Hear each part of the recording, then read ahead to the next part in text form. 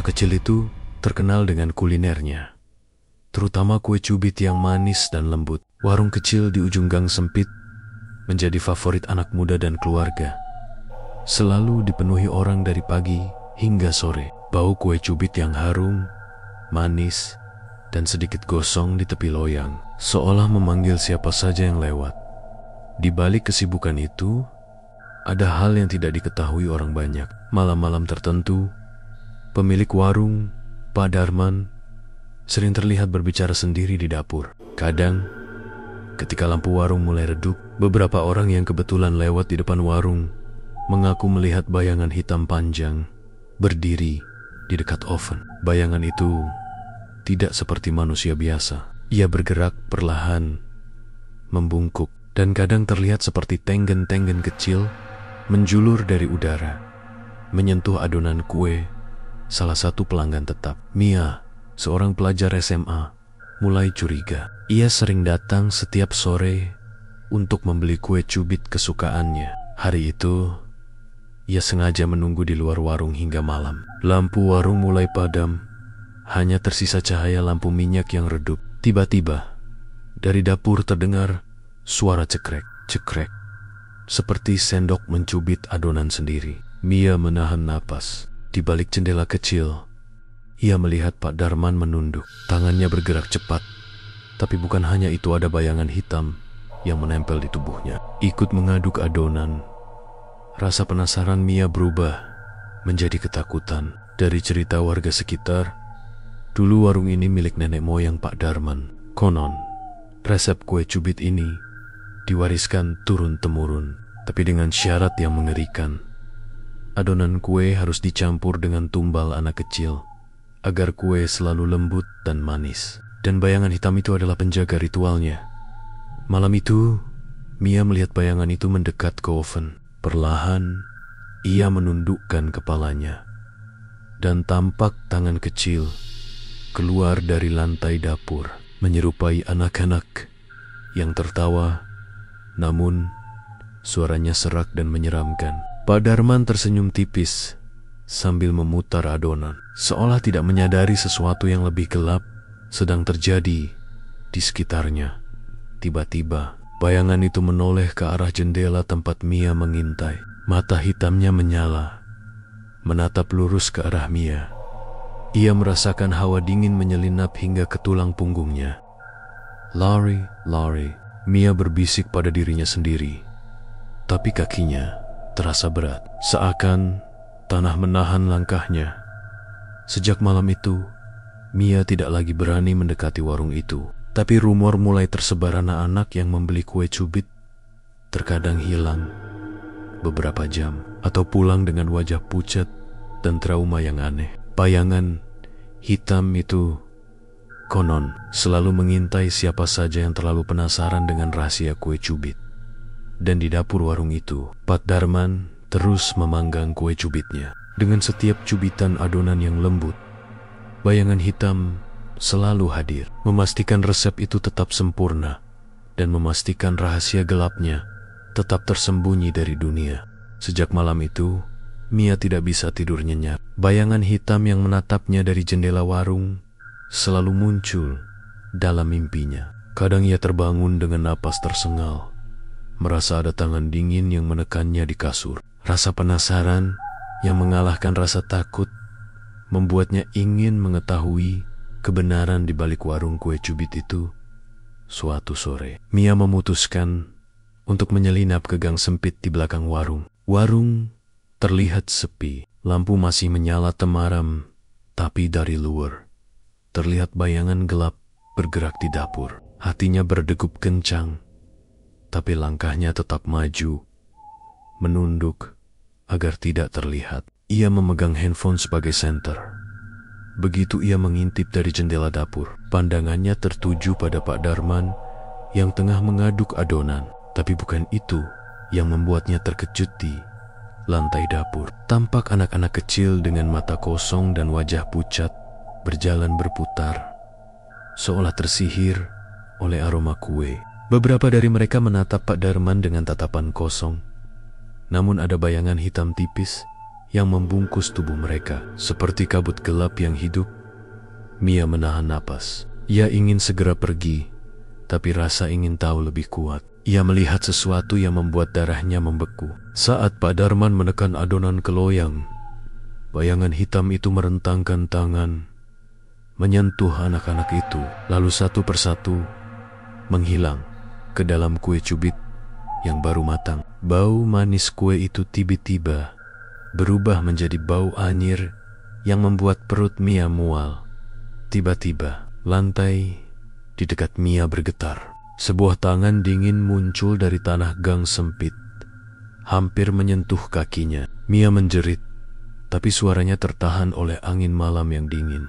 Ia berlari menabrak tong sampah, hampir jatuh, dan ketika menoleh ke belakang, bayangan hitam itu muncul di pintu dapur. Mata hitamnya menatap lurus ke arah Mia, seakan tahu semua jeruk-jeriknya.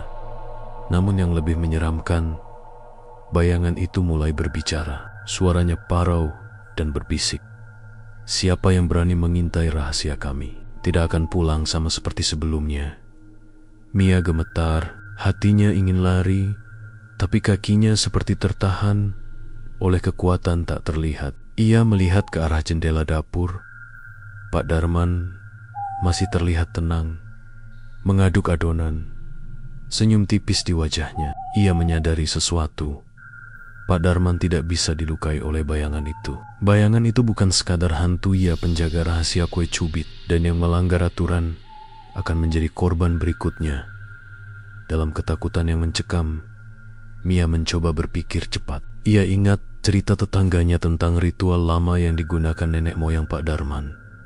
Bayangan itu takut pada cahaya terang. Dengan tangan gemetar, Mia menyalakan senter handphonenya sekuat mungkin, menyorot ke arah bayangan. Ternyata bayangan itu meringkuk, bersuara melengking seperti anak-anak yang menangis, lalu menyebar ke udara seperti asap hitam, meninggalkan aroma anyir yang menusuk hidung. Mia terengah-engah, dan di saat yang sama, ia melihat bayangan itu bergerak cepat menuju oven. Ia menunduk, berharap tidak terlihat, tapi sebuah suara dari balik oven terdengar. Kau melihat terlalu banyak, tapi rahasia tidak akan mati. Saat itu juga, semua anak-anak yang tadi berada di lantai dapur menghilang. Kue cubit yang baru matang di loyang tampak normal, manis dan harum. Namun Mia tahu, aroma itu menipu. Di dalamnya tersimpan sesuatu yang gelap, sesuatu yang mengikat kehidupan anak-anak itu ke adonan. Dengan napas tersengal, Mia melompat keluar dari gang dan berlari secepat mungkin. Hatinya dipenuhi ketakutan dan rasa bersalah, karena ia tahu rahasia gelap itu kini berada di bawah pengawasannya. Tapi satu hal pasti, warung kue cubit itu lebih dari sekadar tempat makannya, adalah gerbang ke sesuatu yang lebih menyeramkan. Sesuatu yang akan selalu mengintai mereka yang terlalu penasaran. Malam itu, Mia pulang dengan tubuh gemetar. Ia menutup jendela kamarnya, mengunci pintu. Tapi bayangan hitam itu tetap menghantuinya dalam mimpi. Ia sadar satu hal. Suatu hari, ia mungkin harus kembali ke warung itu, karena rahasia kue cubit tidak akan membiarkan siapapun lepas begitu saja. Beberapa hari setelah malam mengerikan itu, Mia tidak bisa menahan rasa penasarannya lagi. Setiap malam, bayangan hitam itu muncul dalam mimpi, menatapnya dengan mata kosong, seakan menuntut sesuatu. Ia tahu, rahasia di warung kue cubit itu tidak bisa dibiarkan begitu saja. Pada suatu sore yang mendung, Mia memutuskan untuk kembali ke gang sempit di belakang warung. Kali ini, ia membawa sesuatu yang berbeda, sebuah tas berisi korek api, senter, dan sebuah botol air suci yang diberikan oleh neneknya. Neneknya sering menceritakan legenda kota itu. Bayangan hitam hanya bisa diganggu jika ada cahaya yang murni atau benda yang diberkati. Warung terlihat lebih sepi dari biasanya. Hanya aroma kue cubit yang masih terasa manis dan hangat di udara. Mia bersembunyi di balik tumpukan kotak kardus, menunggu Pak Darman keluar dari dapur. Tapi sebelum ia sempat bergerak, bayangan hitam muncul di pojok dapur. Kali ini bentuknya lebih jelas, tubuh tinggi dan tipis. Wajahnya seperti kabut, tapi matanya bersinar merah, menatap lurus ke arah Mia. Mia menelan ludah. Ia tahu bayangan itu bisa menyerangnya kapan saja. Tapi keberanian dan rasa ingin tahunya lebih kuat. Ia menyalakan senter, menyorot bayangan itu. Seperti yang terjadi sebelumnya, bayangan itu menjerit. Suara serak bercampur tawa anak-anak yang hilang. Tapi kali ini, bayangan itu tidak hilang sepenuhnya. Ia tampak berputar-putar di sekitar oven, seakan melindungi sesuatu. Mia memberanikan diri masuk ke dapur, menahan napas. Matanya terpaku pada adonan kue cubit yang tengah dipanggang. Di lantai, bekas jejak kaki kecil terlihat samar-samar, jejak anak-anak yang hilang. Dan di sudut dapur, ia melihat sesuatu yang membuat darahnya membeku. Sebuah buku tua berdebu, setengah tertutup abu dari oven. Di sampulnya tertulis dengan tinta merah tua, resep terlarang, cubit kehidupan. Mia membuka buku itu perlahan. Halaman pertama penuh dengan catatan tangan yang nyaris tak terbaca. Tapi satu hal jelas, kue cubit itu memang membutuhkan tumbal anak-anak agar tetap lembut dan manis. Ada gambar ritual. Anak-anak diikat di sekeliling oven, dan bayangan hitam itu digambarkan sebagai penjaga adonan yang memastikan hukum ritual tetap dijalankan. Tiba-tiba, Pak Darman muncul dari balik oven. Wajahnya tetap tenang, senyum tipisnya menyeramkan. Ia menatap Mia, dan suaranya lembut, tapi dingin. Kau kembali, dan kau melihat sesuatu yang tidak seharusnya. Setiap orang yang tahu harus membayar harga. Mia mundur beberapa langkah, tapi bayangan hitam muncul di belakang Pak Darman, membungkuk ke arahnya. Mata merahnya menatap Mia dengan penuh ancaman. Hawa dingin menyelimuti seluruh ruangan, seolah udara sendiri menolak keberadaannya. Dengan napas tersengal, Mia menahan rasa takutnya. Ia mengingat air suci yang dibawa neneknya. Dengan tangan gemetar, ia menaburkan beberapa tetes ke arah bayangan itu. Bayangan itu meringis, suaranya bergemuruh seperti ribuan anak menangis sekaligus. Pak Darman menjerit, tapi tidak bisa bergerak. Seakan bayangan itu sendiri yang memberinya kekuatan sekaligus membelenggunya. Tiba-tiba, oven terbuka sendiri, dan aroma anyir yang biasa muncul kali ini bercampur bau gosong. Kue cubit yang sedang dipanggang tampak bergerak, seolah ada sesuatu yang hidup di dalamnya. Bayangan hitam itu mulai menyerap cahaya dari senter Mia, membuat ruangan menjadi gelap total, kecuali cahaya redup dari air suci. Mia tahu waktunya singkat. Ia harus segera mengungkap rahasia ini sebelum menjadi korban berikutnya. Dengan keberanian yang tersisa, ia meraih buku tua itu dan membacakan mantra yang tertulis di halaman terakhir. Mantra yang konon bisa membebaskan jiwa anak-anak dari adonan kue.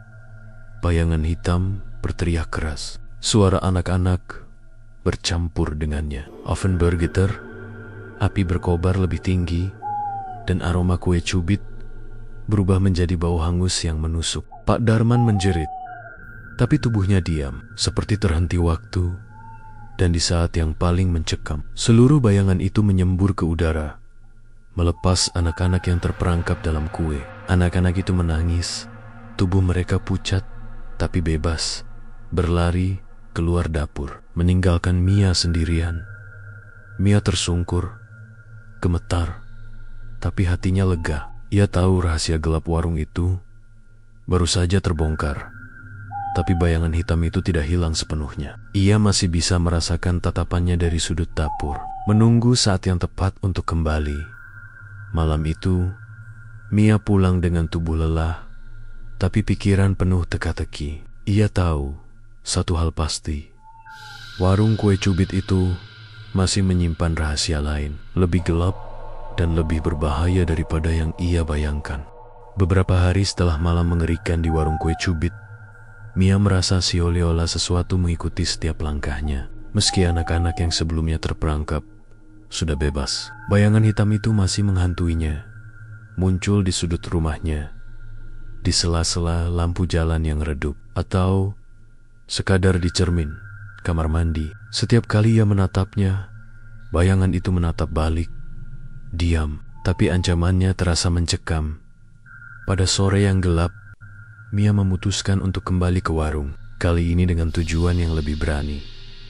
Ia ingin menutup warung itu selamanya. Ia tahu, Pak Darman dan bayangan hitam itu tidak bisa dibiarkan terus menipu dan menyakiti orang. Kali ini, ia membawa lebih banyak alat. Salib kayu kecil yang diberkati neneknya, lilin putih, dan segenggam garam yang konon bisa mengusir roh jahat. Gang menuju warung terasa lebih sunyi dari sebelumnya. Angin meniup dedaunan kering, dan bayangan-bayangan pepohonan tampak menari di dinding sempit. Saat Mia mendekat, aroma manis kue cubit masih menusuk hidungnya. Tapi kali ini bercampur bau anyir yang membuat bulu kuduknya meremang. Begitu ia mengintip melalui jendela dapur, pemandangan itu membuat jantungnya berhenti berdetak. Pak Darman sedang berdiri di tengah dapur, matanya kosong, senyum tipisnya menakutkan. Di sekelilingnya, bayangan hitam melayang, melingkari oven dan adonan kue cubit yang baru dipanggang. Aroma kue itu bergerak seperti kabut, menyelimuti seluruh dapur dengan bau anyir yang menusuk. Mia menarik napas dalam-dalam dan melangkah masuk. Ia menaburkan garam di lantai, menyalakan lilin, dan menempelkan salib ke dinding. Bayangan hitam itu langsung menoleh. Matanya merah menyala, dan dari udara terdengar suara serak. "Kau kembali. Kau tidak seharusnya berada di sini." Pak Darman menatap Mia, tapi tubuhnya seolah terkunci, tidak bisa bergerak. Bayangan hitam itu semakin dekat, melayang rendah di lantai, membentuk kabut gelap yang mencekik udara. Mia merasakan hawa dingin menusuk tulang, tapi ia menahan diri dan mulai membaca doa yang diajarkan neneknya.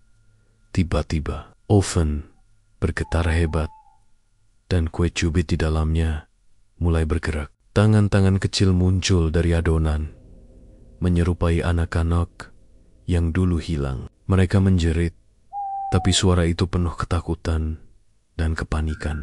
Bayangan hitam itu berputar cepat, seperti ingin menyerap semua cahaya di ruangan. Mia menaburkan garam lebih banyak, dan api lilin mulai berkobar terang. Bayangan hitam berteriak.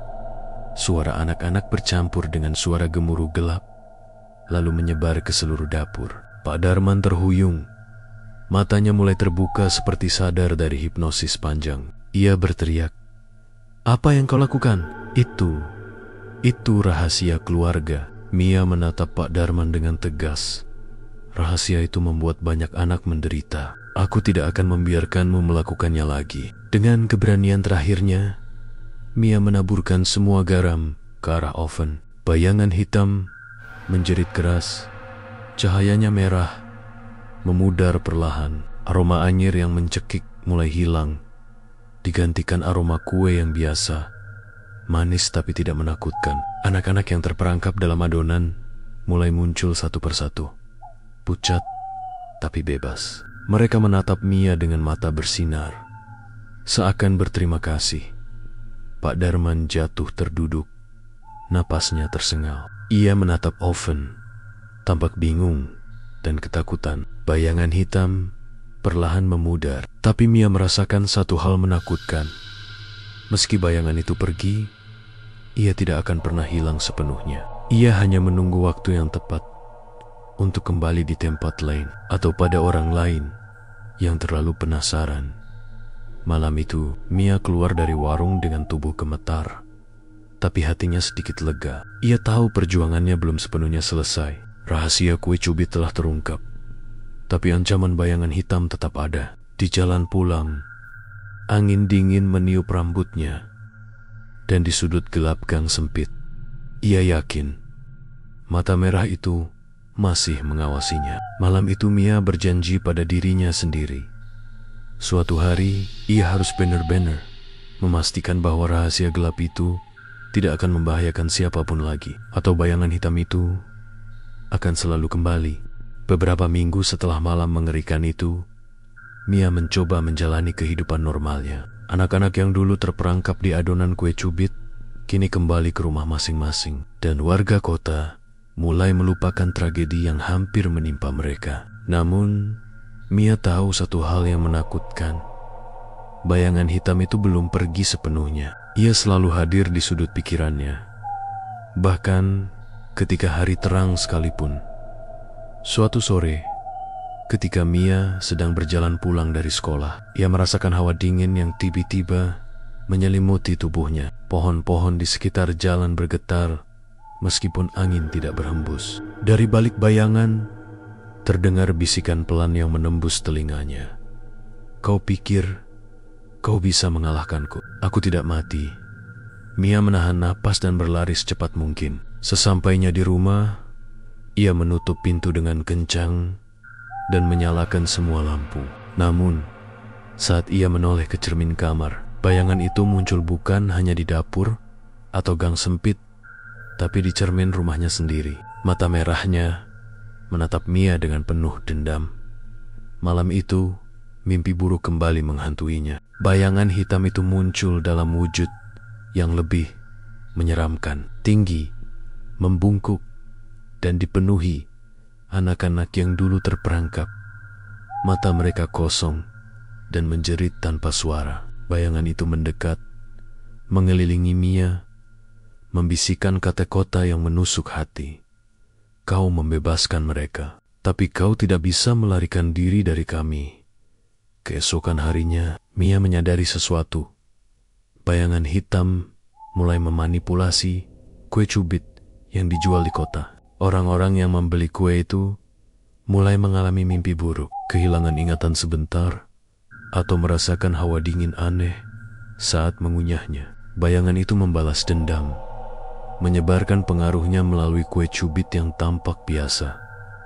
Mia tahu ia harus bertindak lagi. Ia kembali ke warung, tapi kali ini warung itu tampak berbeda. Lampu redup berkedip, oven tidak menyala, dan aroma manis yang biasa hilang digantikan bau anyir yang menusuk hidung. Dari sudut dapur, bayangan hitam muncul, lebih besar, lebih kuat, dan tampak marah. Pak Darman muncul lagi, wajahnya pucat dan panik. Ia berbisik pada Mia, "Aku tidak bisa mengendalikan." Iya, bayangan itu sudah lepas dari ritual. Mia menelan ludah. Bayangan hitam itu kini tidak lagi terikat pada warung atau Pak Darman. Ia bisa muncul di mana saja, menyebarkan ketakutan melalui kue cubit yang terkontaminasi. Anak-anak yang dulu selamat kini mulai mengalami hal-hal aneh, mimpi buruk, ketakutan yang tiba-tiba, dan suara tawa serak di malam hari. Dengan cepat, Mia menyiapkan lilin putih, garam, dan salib kayu yang selalu dibawa neneknya. Ia menyalakan lilin di sekeliling dapur, menaburkan garam di lantai, dan membaca doa panjang yang tertulis di buku tua yang dulu ia temukan. Bayangan hitam berputar-putar, menjerit, suara anak-anak bercampur dengan gema tawa seram. Oven terbuka sendiri. Kue cubit yang sebelumnya tampak biasa kini bergerak, seperti ada sesuatu yang hidup di dalamnya. Mia merasa seluruh tubuhnya gemetar, tapi ia menahan diri. Ia tahu jika ia menyerah, bayangan itu akan bebas menyebar ke seluruh kota. Dengan suara gemetar tapi tegas, ia membaca mantra terakhir di buku tua itu, mantra yang konon bisa menahan bayangan hitam untuk sementara waktu.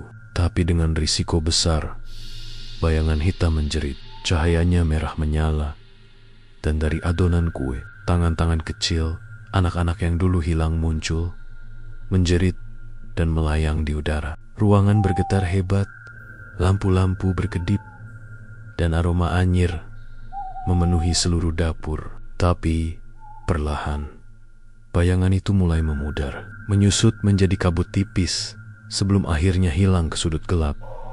Pak Darman terjatuh di lantai, napas tersengal.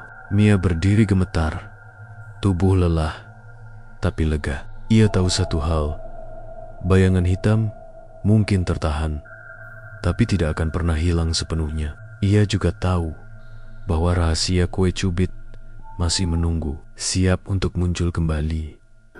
Jika ada orang yang terlalu penasaran atau rakus malam itu, Mia pulang dengan tubuh lelah, tapi tekadnya semakin kuat. Ia berjanji pada dirinya sendiri bahwa ia harus menemukan cara untuk mengakhiri ancaman bayangan hitam sekali dan untuk selamanya, atau kota ini akan selalu hidup dalam ketakutan, tersembunyi di balik kue cubit yang tampak manis. Malam itu, kota kecil diselimuti kabut tebal, angin dingin menusuk kulit, dan hanya lampu jalan yang berkedip redup di sepanjang gang sempit. Mia merasa detak jantungnya semakin cepat. Ia tahu satu hal pasti, bayangan hitam yang selama ini menghantuinya tidak akan menyerah begitu saja. Ia harus menghadapi ancaman itu secara langsung. Mia membawa perlengkapan yang biasa digunakannya, salib kayu, lilin putih, garam, dan buku tua yang berisi mantra-mantra kuno. Ia juga membawa sebuah tas kecil berisi air suci dan minyak zaitun, pemberian neneknya, yang katanya mampu melemahkan roh jahat. Kali ini, ia tidak ingin sekadar menahan bayangan itu. Ia ingin mengakhirinya sekali dan untuk selamanya. Saat ia tiba di gang menuju warung, suasana mencekam, lampu warung berkedip. Aroma manis kue cubit bercampur bau anyir yang menusuk hidung. Dari balik pintu, terdengar suara adonan diaduk, tetapi kali ini tidak ada Pak Darman yang terlihat. Ruangan terasa kosong, tapi bayangan hitam sudah menunggu. Mata merahnya menyala, menatap Mia dengan intens, dan dari udara terdengar suara serak. Akhirnya kau kembali. Kali ini kau tidak akan lepas. Mia menyalakan lilin putih, menaburkan garam di sekeliling lantai, dan menempelkan salib di dinding. Bayangan hitam bergerak perlahan ke arah oven, seolah melindungi sesuatu. Dari adonan yang sedang dipanggang, tangan-tangan kecil muncul, menjerit dan terperangkap dalam gerakan lambat yang menyeramkan. Aroma anyir menyelimuti seluruh ruangan, membuat Mia merasa mual dan pusing dengan napas gemetar. Mia membaca mantra panjang dari buku tua. Suaranya terdengar gemetar, tapi tegas. Bayangan hitam menjerit. Suaranya bercampur dengan suara anak-anak yang dulu hilang, menimbulkan gema yang menakutkan di seluruh warung. Oven bergetar hebat, dan kue cubit yang baru matang tampak bergerak sendiri, seolah ada sesuatu yang hidup di dalamnya. Mia tahu ia harus bertindak cepat. Ia mengambil botol air suci dan menyiramkannya ke arah oven. Api oven berkobar tinggi, bayangan hitam meringis, dan aroma anyir perlahan memudar. Namun bayangan itu tidak menyerah. Ia menyebar ke seluruh ruangan, membentuk kabut gelap yang menelan cahaya lilin dan hampir membuat Mia pingsan. Saat itulah Mia melihat sesuatu yang mengejutkan. Di pojok dapur, Pak Darman muncul. Wajahnya pucat, bibir gemetar, tapi ia membawa sebuah benda kecil kunci, besi tua yang konon dapat mengunci ritual kue cubit selamanya. Tanpa bicara, ia menyerahkan kunci itu ke tangan Mia. Ia mengerti bahwa hanya dengan mengunci oven dan menghentikan ritual, bayangan hitam bisa ditahan untuk selamanya. Mia memasukkan kunci ke dalam lubang kecil di oven tua. Saat ia memutarnya, terdengar suara gemuruh keras. Bayangan hitam menjerit keras, matanya merah menyala, dan tubuhnya menggeliat seperti terbakar dari dalam. Anak-anak yang terperangkap dalam adonan mulai muncul satu persatu, pucat tapi bebas, menatap Mia dengan mata bersinar penuh syukur. Dengan satu tarikan napas terakhir, bayangan hitam menjerit lebih keras, membeku di tengah ruangan, lalu perlahan memudar menjadi kabut tipis yang tertiup angin malam, menghilang ke langit-langit warung. Oven terkunci rapat, dan aroma anyir yang menakutkan hilang sepenuhnya, digantikan aroma kue cubit yang manis dan hangat. Pak Darman jatuh terduduk, napasnya tersengal, wajahnya pucat, Tapi kali ini ada rasa lega di matanya. Ia menatap Mia, suaranya serak, tapi tulus. Kau, aku tidak pernah menyangka seseorang sepertimu bisa menghadapi ini dan menang. Mia tersenyum tipis, tubuhnya lelah, tapi hatinya penuh kepuasan. Ia tahu ini bukan akhir dari semua misteri, tapi setidaknya ancaman bayangan hitam telah tertahan. Kota kecil itu akan aman, setidaknya untuk sementara waktu. Anak-anak yang dulu hilang kini aman, dan warung kue cubit itu tidak lagi menjadi tempat gelap penuh rahasia mengerikan. Malam itu, Mia pulang ke rumah dengan langkah berat tapi mantap. Ia tahu satu hal, rahasia gelap kue cubit telah terungkap. Bayangan hitam telah dikalahkan, tapi ancaman yang tersembunyi di balik kegelapan selalu mengintai. Dan Mia berjanji pada dirinya sendiri bahwa ia akan selalu siap menghadapi kegelapan jika itu kembali datang. Beberapa bulan telah berlalu sejak malam konfrontasi terakhir di warung kue cubit. Kota kecil itu tampak normal kembali. Anak-anak bermain di jalanan, orang-orang membeli kue cubit dengan senyum di wajah mereka. Dan Pak Darman tampak lebih tua, lebih lelah, tapi tidak lagi menakutkan. Oven tua yang dulu menjadi pusat ritual kini terkunci rapat. Tak seorang pun berani membukanya. Namun Mia tidak pernah merasa benar-benar tenang. Malam-malamnya masih dihiasi mimpi gelap. Bayangan hitam muncul di sudut kamar. Kadang hanya terlihat dari sudut matanya, selalu menatapnya dengan mata merah yang penuh dendam. Ia sadar bayangan itu mungkin telah dikalahkan, tapi tidak pernah benar-benar hilang. Ia selalu mengintai, menunggu saat yang tepat. Suatu malam, Mia berdiri di jendela kamar, menatap gang sempit tempat warung itu berada. Kabut tipis menyelimuti jalan, lampu-lampu berkedip redup, angin dingin menyentuh kulitnya, membawa aroma manis yang biasa bercampur bau anyir, seakan memberi peringatan bahwa rahasia gelap itu belum sepenuhnya pergi di luar. Warung terlihat sepi. Tidak ada Pak Darman, tidak ada bayangan hitam, setidaknya dari pandangan biasa. Tapi Mia tahu sesuatu tetap bergerak di kegelapan. Ia menutup jendela, menyalakan lilin di kamarnya, dan membaca doa perlindungan yang selalu ia lakukan sejak pertemuannya dengan bayangan itu. Tiba-tiba ia mendengar suara pelan dari gang cubit. Cubit, cubit.